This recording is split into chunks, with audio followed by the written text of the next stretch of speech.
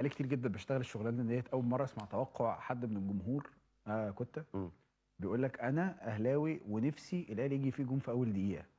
فعبد الباسط حبيبي عيني عمال يجيبه يمين شمال، عايز تقول ايه؟ قال له جيب جول الاهلي يجي فيه جول، يعني تقصد الاهلي يجيب جول؟ لا، ايه الاهلي يجي فيه جول ليه؟ قال لك عشان الاهلي لما يجي فيه جول هيضغط، فاحنا بنلعب تحت ضغط كويس فنقدر نكسب. واسال الكابتن بركات، هو موجود عندكم؟ هو بركات رد.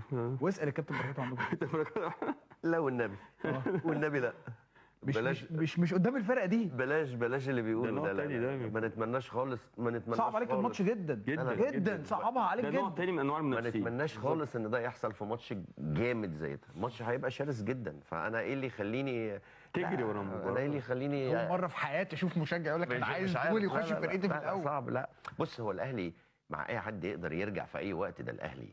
بس ماتشات زي كده انت دلوقتي خد بالك يا ابراهيم، انت في بونتين كل جمهور النادي الاهلي زعلان عليهم لحد دلوقتي. تحس ان بونتين سهلين راحوا اونط ماشي.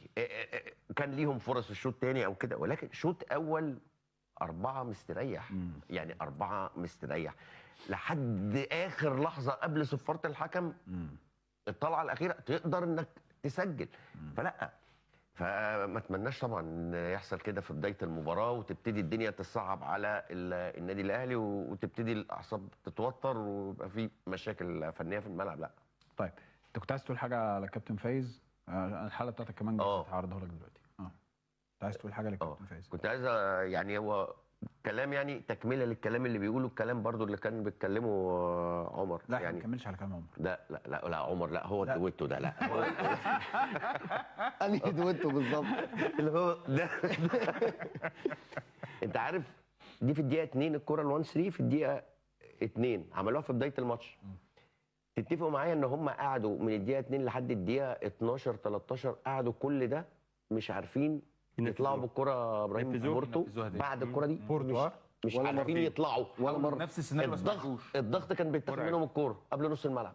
فضلوا قاعدين كده لحد اول كوره ابراهيم بعد الكوره دي في الدقيقه 13 14 قدروا ان هم يعدوا الضغط ده. فبالتالي لقوا المساحه اللي دخلوا منها وفي وسط المدافعين، ودخل مورو خدها وشاط كره سهله جدا انها تخش جول. فانا اللي عايز اوصله ايه؟ بيضغطوا وبيروحوا وبياخدوا الكوره، انما اما بيفشلوا في ظهرهم مساحات تقدر تستغلها وبسهوله تسجل فيهم اهداف. طيب